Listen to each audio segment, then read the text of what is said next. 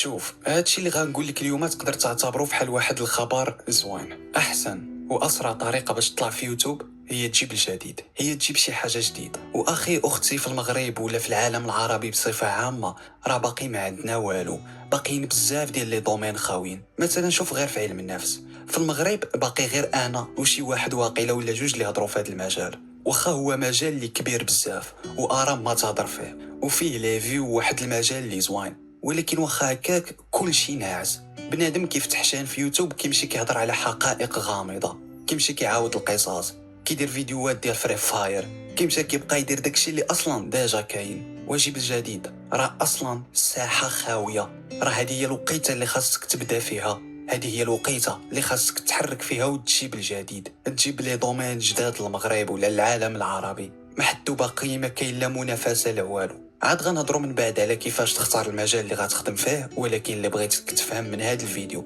وهو نسى عليك داكشي اللي كيديروه كلشي. راه عطا الله المجالات اللي تهضر فيهم وعطا الله المجالات اللي ما فيهمش المنافسه، وما تخافش عاد غنشوفوا داكشي بالتفصيل، غير تهن.